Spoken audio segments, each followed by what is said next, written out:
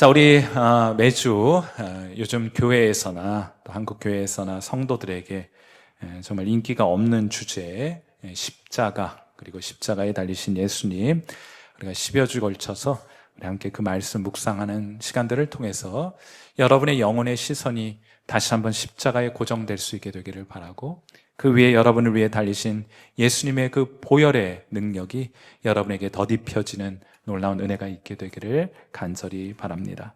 우리 첫 시간에 우리 창세기를 통해서 아브라함은 하나님의 말씀을 따라 이삭을 번제로 드리기 위해 모리아 산 위에 오르게 되죠. 비록 그는 하나님의 개입으로 이삭을 번제로 드리지는 않았지만은 이 사건을 통해서 하나님께서 먼 미래에 우리를 위해서 하나님께서 이곳에서 그가 번제로 아들을 드리려고 했던 바로 그곳에서 우리를 위해 하나님 뭔가를 준비하시겠구나 하는 것을 희미하게나마 깨닫게 됩니다. 그래서 아브라함은 그 모리아산 정상에서 기뻐했어요. 그리하여 그 산의 이름을 여호와 이레라고 부르게 됩니다. 하나님이 뭔가를 준비하시게 될 것이다 하는 것을 보여주는 장면이었습니다.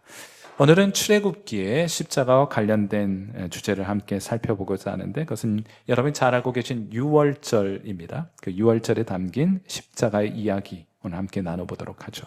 오늘 설교의 첫 번째 요점은 이것입니다. 유월절의 주인공은 하나님이에요. 우리가 아니라 유월절의 주인공은 하나님이십니다. 창세기가 끝날 무렵 야곱은 하나님께서는 야곱과 그의 가족 70명이 기근을 피해서 애굽 땅에 들어가게 하셨습니다.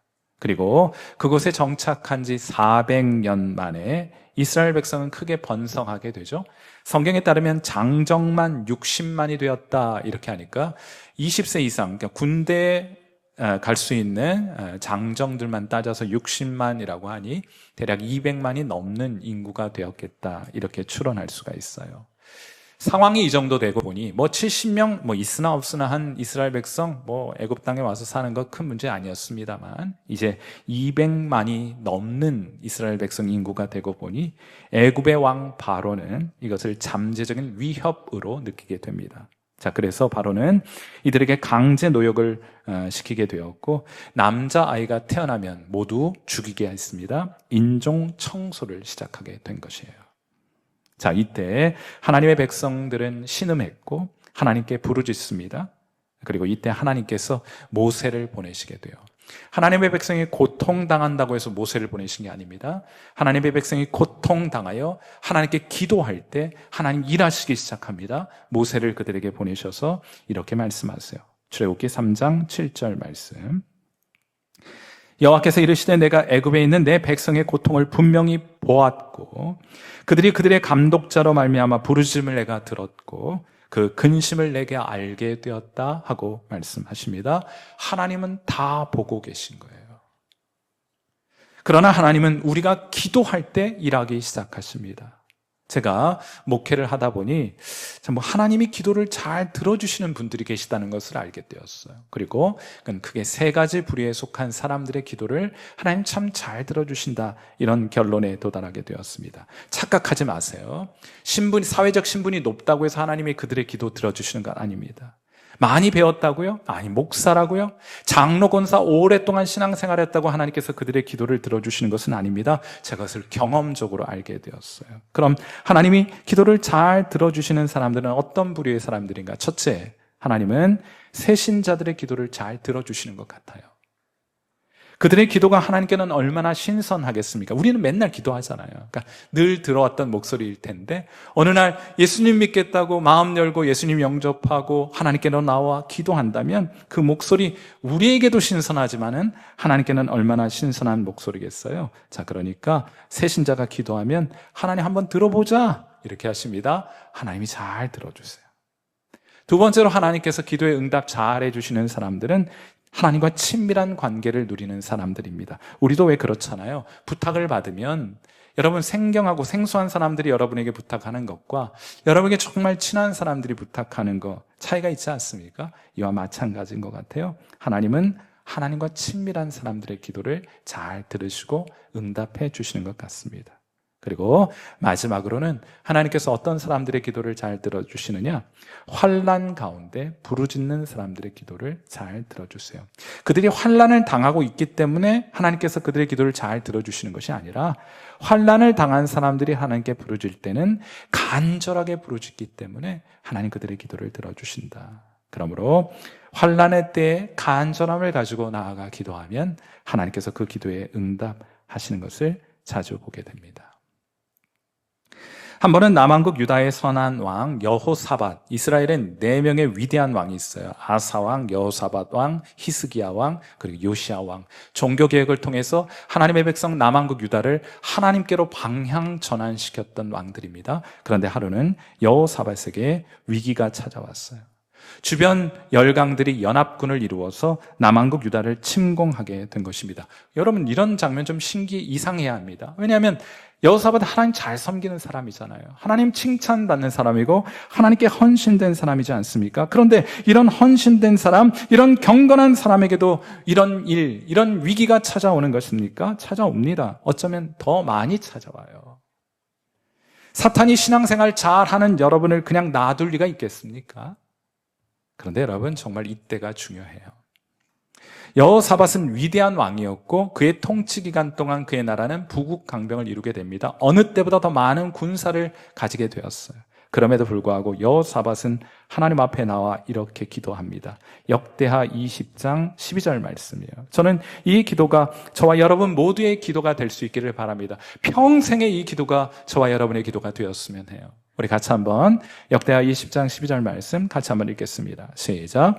우리 하나님이여 그들을 징벌하지 아니하시나이까?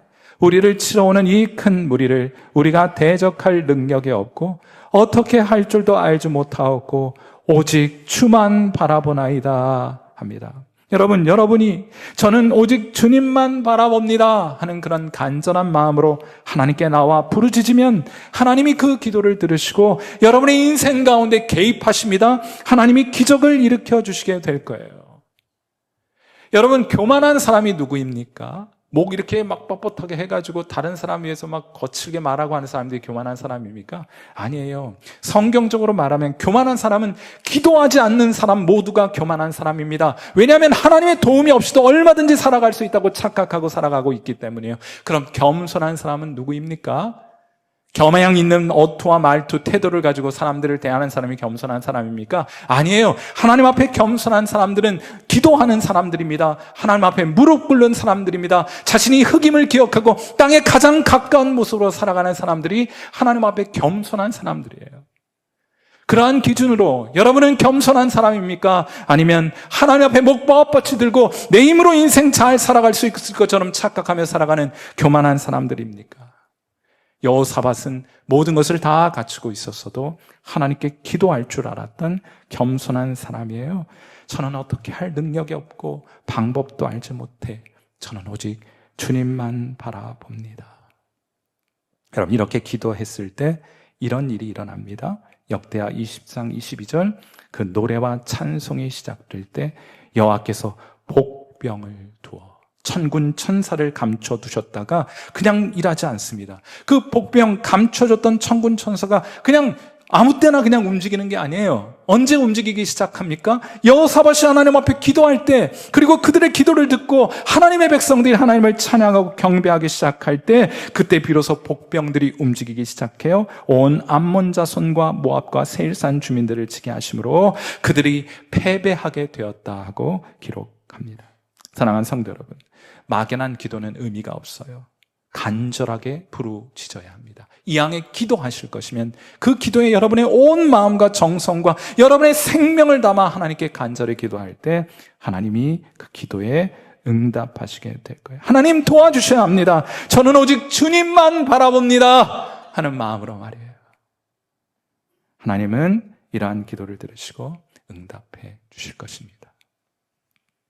다시 우리 본문 출애굽기로 돌아와 보죠. 하나님은 애굽에서 환난 가운데 있던 이스라엘 백성이 하나님께 간절히 기도할 때 그 기도를 들으십니다. 아무 때나 모세를 보내시는 것이 아니에요. 그들의 기도를 들으시고 하나님 드디어 모세를 보내십니다. 그리고 애굽 왕의 완악함과 고집스러움을 꺾기 위하여 드디어 애굽 온 땅에 심판을 내리시게 되죠. 여러분 잘 알고 있는 내용이에요. 애굽 모든 가정의 장자가 죽임을 당하는 마지막 10번째 심판을 내리시게 됩니다. 그리고 하나님은 이때 이스라엘 백성이 이 재앙을 피할 수 있도록 가정마다 어린 양을 한 마리씩 잡고 그 피를 현관문의 기둥과 보에다가 그 피를 바르게 하셨어요. 출애굽기 12장 13절 말씀, 내가 애굽 땅을 칠 때 그 피가 너희가 사는 집에 있어서 너희를 위하여 표적이 될지라. 내가 피를 볼 때 너희를 넘어가리니 재앙이 너희에게 내려 멸하지 아니하리라 했어요. 내가 피를 볼 때 너희를 넘어가겠다. 흠이 없는 어린 양의 피가 현관문의 기둥과 보에 발려있는 집은 심판을 위해 이 세상에 임하신 하나님께서 그 집은 넘어가시겠다고 말씀하시는 거예요. 그래서 유월절입니다. 넘을 유자, 넘을 월자를 써서 유월절이에요. 하나님이 피가 발린 그 문이 있는 집을 넘으시겠다 하여 유월절입니다. 그런데 제가 오늘 이거 너무나 잘 알고 계신 내용일 텐데 제가 여기서 중요한 것 한 가지를 좀 주목해 보고 싶습니다. 그것은 이 절기를 묘사하는 성경의 방식이에요. 출애굽기 12장 14절 말씀 잘 보세요. 너희는 이 날을 기념하여 어떤 절기로요? 여호와의 절기를 삼아 영원한 규례로 대대로 지킬지니라. 누구의 절기라고요? 여호와의 절기예요. 하나님께 속한 절기, 하나님의 절기입니다. 그러니까 이 절기가 지켜지는 동안 하나님이 영원히 그렇게 하시겠다는 말씀입니다. 이런 방식으로 죽음을 피할 수 있도록 길을 열어주시겠다는 뜻이에요. 언제든 어린 양의 피가 발려있는 집을 넘어가시겠다는 뜻입니다. 그 집에 심판과 죽음이 임하지 않게 하시겠다고 약속하시는 거예요. 사랑하는 성도 여러분, 여러분의 가정에, 여러분의 영혼의 문에 어린 양의 피가 발려있어 이 세상에 심판이 임하게 될 때, 그 영원한 멸망의 심판이 임하게 될 때 하나님께서 여러분을 넘어가시는 놀라운 은혜가 있게 되기를 이 아침 주님의 이름으로 축원해 드립니다. 당연히 첫 번째 요점은 유월절은 하나님의 절기예요. 하나님이 그렇게 하시겠다는 것을 날마다 상기하고 기념할 수 있도록 유월절을 지키라고 말씀해 주셨습니다. 그러므로 두 번째 요점은 유월절은 우리 모두를 위한 절기입니다. 우리의 절기가 아니에요. 하나님의 절기입니다. 다만 우리를 위한 절기가 되는 것이에요. 애굽 왕 바로가 고집스럽게 하나님의 뜻을 거역하자 하나님이 말씀하십니다. 출애굽기 11장 5절 말씀이에요. 애굽 땅에 있는 모든 처음 난 것은 왕 위에 앉아있는 바로의 장자로부터 맷돌 뒤에 있는 몸종의 장자와 모든 가축의 처음 난 것까지 죽게 될 것이다. 아무튼 처음 난 건 다 죽을 것이다, 이렇게 말을 해요. 장자들 좀 억울하겠어요, 그죠? 제가 막내여서 얼마나 다행인지 몰라요. 그런데 여기서 기억해야 될 것이 있습니다. 첫째로 애굽에 내린 이 10번째 재앙은 애굽에 사는 모든 사람에게 임한 재앙입니다. 우린 착각해요. 이스라엘 백성에겐 이 재앙이 임하지 않는다 착각하지만 그렇지 않습니다. 이 재앙은 애굽 땅에 사는 모든 죄인들에게 임한 하나님의 심판이었어요. 다시 말해서 다른 특별한 조치가 취해지지 않았더라면 이스라엘 백성의 장자들도 이 재앙을 피하지 못하고 죽임을 당해야만 했을 것입니다. 그런데 하나님께서 이스라엘 백성들을 위해서 이 심판과 재앙을 피할 길을 마련해 주신 것입니다. 다른 조건은 없습니다. 다른 조건은 없어요. 문의 기둥과 보에 어린 양의 피를 바르라. 이 딱 한 가지만 말씀해 주셨습니다. 가난해도 괜찮습니다. 병약해도 괜찮습니다. 심지어 죄인이어도 괜찮습니다. 죄인 중에 괴수라도 괜찮습니다. 문에 어린 양의 피가 묻어있기만 한다면 그것으로 충분했어요. 재앙을 면할 수 있었습니다. 하나님은 딱 한 가지만 보시는 거예요. 딱 한 가지만. 뭘 봐요? 어린 양의 피가 발려있는가? 딱 한 가지만 보시겠다는 겁니다. 이 유월절을 주제로 한 여러 찬송들이 있는데 그중에 찬송가 265장 이 유월절일 텐데 아마 우리 중에는 유월절에 대한 내용을 잘 익숙하게 알고 있는 분도 계시겠고 그렇지 않은 분도 계시겠죠. 이 찬송 우리 함께 할 때 다시 한번 이 유월절에 하나님의 메시지가 여러분 마음속에 새겨질 수 있게 되기를 바라고, 또 오늘 이 자리에 처음으로 아직 예수님의 보혈이 여러분 마음속에, 여러분 영혼에 발려있지 않은 분들이 계시거든 하나님께 간구하시면 돼요. 뿌려주세요. 제 마음에도 제 영혼에도 그리스도의 어린 양의 피가 발려지게 하옵소서. 그런 간절한 마음 담아서 이 시간 우리 찬송가 265장 2절 한 절만 함께 불러보도록 하겠습니다. 좀 빨리 하셔도 돼요. 흉악한 죄인 괴수라도 예수는 능히 구원하네. 온몸에 피를 담글 때에 주님의 진노 면하겠네. 내가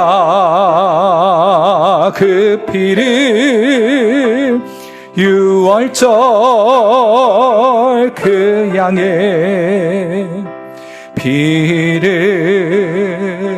볼 때에 내가 널 넘어서 가리라.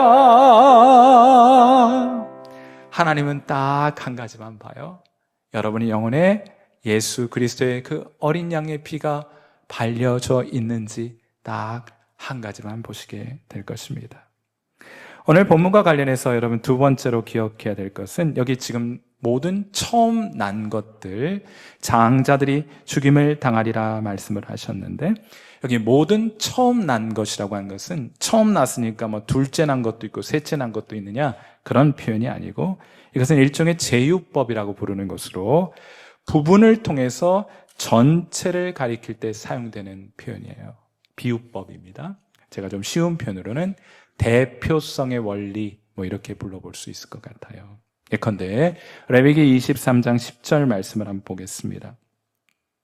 너희는 내가 너희에게 주는 땅에 들어가서 너희의 곡물을 거둘 때에 너희의 곡물의 첫 이삭 한 단을 제사장에게로 가져가서 소제로 하나님께 드리라는 겁니다. 감사의 마음을 담아서 하나님께 그 첫 단을 드리라고 하는 것이에요. 여러분, 이스라엘 백성은 첫 번째로 수확한 보릿단 한 단을 하나님께 드렸습니다. 여러분, 이건 제유법이라고 하는 거예요.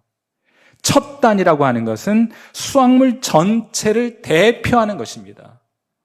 이러한 맥락에서 첫 단을 하나님께 드렸다는 말은 무슨 의미가 되는 것이에요? 첫 단이 대표하는 이 풍성한 보리 수확 전체가 하나님이 제게 주신 은혜입니다 하는 감사의 마음을 담아서 첫 단을 하나님께 드렸다 하는 뜻이에요. 한 청년이 간절히 바래왔던 취업에 성공을 했습니다. 얼마나 기뻤는지 몰라요. 저도 기뻐했습니다. 그리고 한 달간 열심히 일을 해가지고 처음으로 월급이라고 하는 걸 회사에서 받게 되었어요. 첫 월급 받고 얼마나 좋았겠어요. 그 돈 가지고 하고 싶은 일이 얼마나 많았겠습니까? 그런데 이 청년이 그 첫 번째 달 월급을 한 푼도 쓰지 않고 모두 하나님께 헌금했습니다. 우리 교인 이야기예요. 전 이런 경우 항상 믿음이 없습니다. 그래서 제가 말해서 왜 그랬어? 그런데 이 청년은 하나님께 감사하는 마음으로 꼭 첫 월급은 하나님께 드리고 싶다고 말했습니다. 여러분, 사실 그는 첫 월급만 하나님께 드린 것이 아니에요. 이후로 회사 생활하면서 일하며 살아가는 모든 날들이 하나님의 은혜입니다 하는 것을 잊지 않고 살아가리라 하는 것을 믿음으로, 그 헌금으로 표현하고 있었던 것이에요. 얼마나 귀한 신앙의 고백입니까? 요즘 뭐 이런 청년 있을까 싶지만 이런 청년 있어요. 귀하지 않습니까? 대표성의 원리, 이 첫 단이라고 하는 것, 첫 번째 것이라고 하는 것은 전체를 대표하는 상징물이다 하는 것을 대표성의 원리라고 부를 수 있다면, 그러한 관점에서 이제 출애굽기 12장 29절을 보셔야 돼요. 밤중에 여호와께서 애굽 땅에서 모든 처음 난 것, 곧 왕위에 앉은 바로의 장자로부터 옥에 갇힌 사람의 장자까지와 가축의 처음 난 것을 다 치셨다, 다 죽이셨다는 뜻이에요. 원래대로라면 애굽 땅에 살고 있는 모든 거민이 그들의 죄 때문에 다 죽어야만 했습니다. 그런데 그렇게 다 죽으면 이들에게 회개할 기회가 없잖아요. 그러니까 하나님께서 그들을 대표해서 장자들만 죽게 하셨습니다. 죽음의 심판은 반드시 있게 될 것이며 아무도 예외가 없을 것이다. 그냥 장자만 잘못했으니 장자만 죽는다는 얘기가 아니고 애굽 땅에 살고 있는 모든 죄인들이 이처럼 죽임을 당할 것인데 그들을 대표해서 장자들만 죽게 될 것이라 하고 말씀하신 겁니다.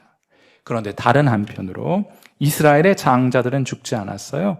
유월절 어린 양이 대신 죽었기 때문입니다. 그리고 하나님께서는 이를 기념하여 이스라엘 백성 모두에게 유월절을 지키라고 말씀하셨습니다. 이런 장면 보시면 좀 이상하셔야죠. 아니, 죽음에서 살림을 받은 것은 장자뿐인데 왜 하나님께서는 이스라엘 백성 모두에게 유월절을 지키라고 말씀하셨느냐? 좀 이상하지 않습니까? 죽음에서 건짐을 받은 사람들은 장자이니 유월절은 장자들만 지키면 되는 것 아닙니까? 그런데 그렇지 않아요. 사실 하나님께서는 장자로 대표되는 이스라엘 백성 모두를 심판으로부터 건져 구원한 것이기 때문입니다. 그래서 이스라엘 백성 모두가 이 유월절을 기념하여 지켜야만 했던 것이에요. 그리고 하나님께서는 이런 말씀을 덧붙이셨습니다. 자, 출애굽기 13장 2절. 여러분도 유월절을 통해 하나님의 심판이 피해가게 될 사람들 아닙니까? 왜요? 여러분 안에 예수 그리스도의 보혈이 묻어 있기 때문 아닙니까? 그들을 향하여 하나님께서 이렇게 말씀하세요. 자, 출애굽기 13장 2절 말씀 우리 같이 읽겠습니다. 시작. 이스라엘 자손 중에서 사람이나 짐승을 막론하고 태에서 처음 난 모든 것은 다 거룩히 구별하여 내게 돌리라. 이는 내 것이니라 하고 말씀을 하세요. 장자로 대표되는 이스라엘 백성 모두가 어린 양의 피를 통하여 죽음을 피할 수 있게 되었으며 원래는 죽어야 할 생명이었는데 하나님이 살려주셨으니 그 생명은 하나님의 것이다 하는 뜻이에요. 너는 내 것이라. 같은 맥락에서 사도 바울도 정확하게 이 유월절의 내용들을 염두에 두고 고린도전서 6장 20절에서 말합니다. 너희는 값으로 산 것이 되었으니 그런즉 너희 몸으로 하나님께 영광을 돌리라. 하나님은 예수의 핏값으로 우리를 사셨습니다. 그러니 우리의 생명은 우리의 것 아니라 하나님의 것이라는 거예요. 여러분은 누구의 것입니까? 여러분은 하나님의 것이에요. 여러분의 것 아니니까 여러분의 생명 함부로 건드리면 안 돼요. 여러분의 생명은 하나님의 것이니까 하나님께서 사용하실 수 있도록 하나님께 드려야 함이 마땅합니다. 아멘이십니까? 여러분은 여러분의 것 아니에요. 하나님의 것입니다.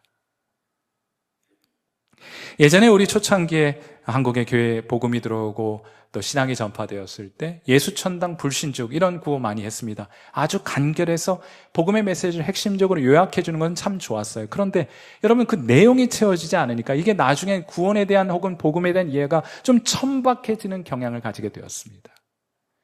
구원이라고 하는 것은 예수 믿고 나중에 죽어 천당 가는 것이 아니에요.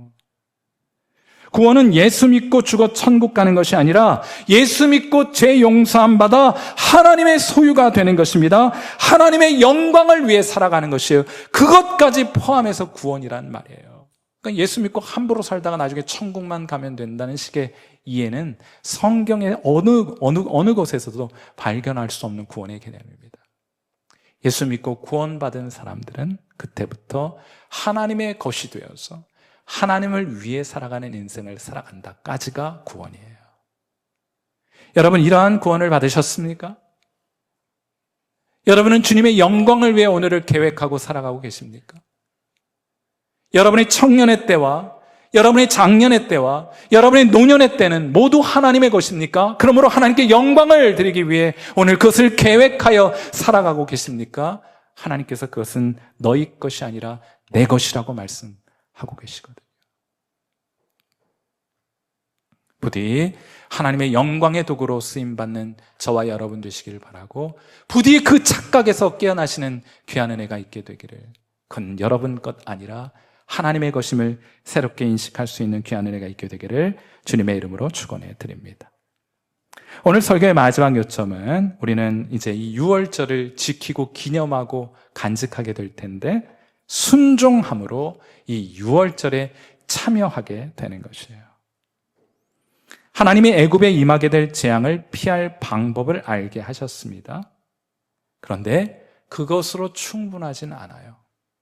그 방법을 따라 실제로 양을 잡고 그 피를 문의 설주와 임방에 바르지 않으면 하나님이 우리에게 주신 혹은 이스라엘 백성에 주신 그 구원의 길은 아무런 관계도 없습니다. 피 바르지 않으면 이스라엘 백성의 장자라도 죽임을 당하게 되는 거예요. 그러므로 하나님의 유월절은 우리의 순종과 뗄래야 뗄 수 없는 관계에 놓여 있습니다. 특히나 세 가지 측면에서 순종을 통해 우리는 하나님의 유월절에 참여하게 되는 것입니다. 우리에게 요청되는 첫 번째 순종은 예수님이 피가 가진 효력, 그 예수 그리스도의 보혈이 가진 효력을 믿는 것입니다. 로마서 5장 9절 말씀 보세요. 그러면 이제 우리가 그의 피로 말미암아 의롭다 하심을 받았습니다. 여러분의 선행 때문이 아니라 그리스도의 피로 말미암아 의롭다 하심을 받았으니 더욱 그로 말미암아 진노하심에서 구원을 받게 될 것이라 하고 말합니다. 유월절에 죽음의 재앙이 애굽 땅의 온 지경을 사람들마다 찾아다니면서 처음 난 것을 죽이는 그날 밤에 그 죽음의 재앙이 착한 일 많이 한 사람의 집을 넘어갔습니까? 세상적으로 성공한 사람의 집을 넘어갔습니까? 어느 교회 출석하는지 보고 그 죽음의 재앙이 넘어갔습니까? 어떤 직분 몇 년 동안 섬겼는지 보고서 그 재앙이 넘어갔습니까? 여러분, 그런 건 진짜 아무 관계도 없는 거예요. 아무 관계도 없는 거예요. 그럼 뭡니까? 하나님 딱 한 가지만 보신다고 말씀드렸잖아요. 뭘 보십니까? 그 집에 피가 발려 있느냐. 사랑하는 성도 여러분, 여러분은 예수님이 우리를 위해 하나님이 예비하신 유월절에 흠없는 어린 양 되심을 믿으십니까? 실제로 구약 성경 출애굽기에 등장한 그 어린 양, 각 이스라엘 백성의 가정을 위해 희생당한 그 어린 양은 그림자입니다. 실제로 그 어린 양, 희생을 당하고 죽임을 당한 피를 흘린 그 어린 양이 가리키고 있는 것은 바로 예수 그리스도의 십자가이며 그 위에서 흘리신 예수 그리스도의 보혈인데, 여러분 그 유월절의 어린 양이 되신 예수 그리스도를 여러분은 믿으십니까? 그리하여 여러분의 심령에는 예수 그리스도의 보혈이 뿌려 있습니까? 어떤 행위 때문이 아니라 예수 믿는 그 믿음 때문에, 그로 인해 뿌려진 예수 보혈 때문에 여러분이 하나님 앞에 의롭다함을 이미 받으셨다는 사실을 여러분 믿고 계십니까? 이 피를 뿌린다는 말이 뭐예요? 이렇게 하시는 분들 계시겠죠. 해설하기 좀 어렵습니다. 그냥 뿌려달라 하십시오. 마음을 열고, 여기 내 영혼의 문 여기 있으니 하나님 십자가에서 흘리신 보혈 어떻게 뿌리고 어떻게 바른지 모르지만 하나님 그냥 여기 좀 발라주세요 하고 기도하세요. 됩니다. 그러면 진심으로 여러분이 이 하나님의 약속을 붙들고 하나님께 요청하시면 하나님께서 그 일을 여러분 삶 속에 이루어지게 하실 거예요. 장차 이 말 하나님의 진노하심에서 여러분 구원을 받게 될 것입니다. 아멘이십니까? 두 번째로 여러분이 드려야 될 순종은, 어린 양의 피를 바르는 행위는 우리가 하나님의 보호하심 아래에 있다는 것을 믿는 것이에요. 요한복음 10장 28절 말씀 한번 같이 읽겠습니다. 여러분이 어떤 사람인가? 하나님의 소유가 된다는 것은 어떤 의미인가? 예수의 보혈이 여러분의 심령에 발려져 있다는 것은 어떤 것을 의미하는가? 예수님께서 이렇게 해설해 주셨어요. 요한복음 10장 28절 같이 읽습니다. 시작. 내가 그들에게 영생을 주노니 영원히 멸망하지 아니할 것이요 또 그들을 내 손에서 빼앗을 자가 없느니라. 아멘. 그 문에 어린 양의 피가 발린 집은 죽음의 사자라 할지라도 손댈 수 없다 하는 뜻이에요. 왜요? 하나님이 보호하시기 때문입니다. 저는 언제나 이제 제 유튜브나 뭐 틱톡이나 쇼츠나 이런 것들을 보게 되면은 알고리즘이라고 그래요? 알고리즘이라고 그래요? 아무튼 저 연관된 동영상이 올라오잖아요. 근데 저한테는 동물의 왕국들이 많이 올라옵니다. 근데 이제 그때마다 이제 언제든 감동이 되는 장면이 있어요. 그건 뭔가 하면 사진 한번 보여주시고요. 어미 새가 새끼 새들을 비로부터 보호하는 장면, 언제나 볼 때마다 너무너무 감동이 돼요. 여러분, 왜 우리도 아이들 안고 가다가 비가 오면 어떡합니까? 우리 몸 젖는 건 괜찮잖아요. 어떻게 합니까? 아기부터 옷으로 감싸지 않습니까? 더 중요한 것을 품에 안잖아요. 그게 부모의 마음 아닙니까? 비 한 방울도 아기에게는 맞히지 않겠다는 것이 부모의 마음이잖아요. 하나님도 마찬가지예요. 어떤 재앙도 한 방울도 하나님의 자녀들에게 미치지 못하게 하시겠다 하는 것이 하나님의 보호하심의 뜻입니다. 여러분, 그걸 믿으십니까? 재앙의 비가 이렇게 막 쏟아짐에도 불구하고 여러분에게 그 재앙의 빗방울 한 방울도 닿지 않게 될 것을 여러분 믿으십니까? 근데 표정은 왜 그래? 그 비 다 맞고 있는 것처럼, 그 비 온통 혼자 맞고 있는 것처럼 표정 왜 그래요? 하나님의 보호하심을 믿고 의지하는 자들마다 염려와 근심과 걱정으로부터 자유하게 되는 줄 믿습니다. 그리고 오늘 그 자유함이 여러분의 것 될 수 있기를 주님의 이름으로 축원해 드립니다.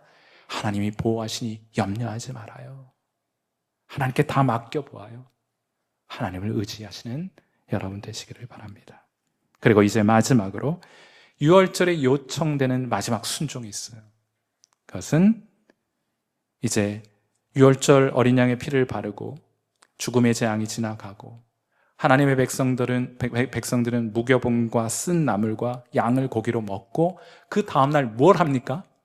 하나님과 함께 광야로 나아가는 거예요. 애굽의 종살이를 끝내고 하나님과 함께 새로운 삶을 시작하는 겁니다. 순종은 뭐예요? 6월절에 순종을 하나님께 드린다는 말은 뭐예요? 하나님만 의지하고 죽음의 땅이라도 광야라도 함께 걸어가겠다는 것을 뜻합니다. 다시 새로운 삶을 시작하는 거예요. 로마서 6장 17절과 18절, 하나님께 감사하리로다. 너희가 본래 죄의 종이더니 너에게 전하여 준 바 교훈의 본을 마음으로 순종하여 죄로부터 해방되어 의의 종 하나님의 종이 되었느니라. 아멘. 여러분이 그런 사람들이라는 거예요. 주님과 함께라면 광야라도, 주님과 함께라면 가나안 땅이라도 함께 따라가 머물 사람들이 바로 저와 여러분이라는 거예요. 영국의 한 조류학자가, 아무튼 제 알고리즘에는 동물이 많이 나옵니다. 한 조류학자가 한 섬에 서식하는 큰 흰배 슴새라는 새가 있어요. 배가 하얘서 이제 슴새과에 속한 새인데, 이 큰 흰배 슴새를 잘 살고 있는 섬에서 데려다가 그 섬의 다른 곳에다 가져다 놓았어요. 한 번도 가본 적이 없는 곳에 갖다 놓았더니 슴새가 물론 어렵지 않게 자기 집을 찾아오더랍니다. 이번에는 비행기로 6시 반을 왜 이렇게 동물들 학대하는지 모르겠어요. 그냥 잘 살고 있는 새를 잡아다가 비행기에 실어가지고 저 멀리 슴새를 이탈리아 베네치아에 내려다 놓았어요. 뭐 이탈리아야 우리나 좋아하지 슴새가 그 뭐 좋아하겠습니까? 그런데 그 새를 풀어놓자마자 이 슴새는 알프스 산맥을 넘습니다. 341시간을 하늘을 날아 자기 둥지로 돌아왔어요. 그러자 이번에는 대서양을 건너 태평양을 건너 달려갈 거야 갔어요. 보스턴까지 데려다 놓았습니다. 그러나 슴새는 놓이자마자 12일 하고도 12시간 동안 5,000km를 날아 자기 둥지로 돌아왔다는 거예요. 이게 어떻게 이런 일들이 가능할까? 전 잘 몰라요. 다만 제가 드릴 수 있는 말씀은 그런 본성이 큰 흰배 슴새에게 있다는 것 외에는 제가 달리 설명할 길이 없습니다. 그런데 그건 우리도 마찬가지 아니에요? 하나님이 예수 믿는 저와 여러분 안에 새로운 본성을 심어 놓으셨어요. 고린도서 5장 17절 그런즉 누구든지 그리스도 예수 안에 있으면 새로운 피조물이라 이전 것은 지나갔으니 보라 새 것이 되었도다 말씀하셨는데 뭐가 새 것이 된 거예요? 새로운 본성이 우리 안에 새겨지게 된 거예요.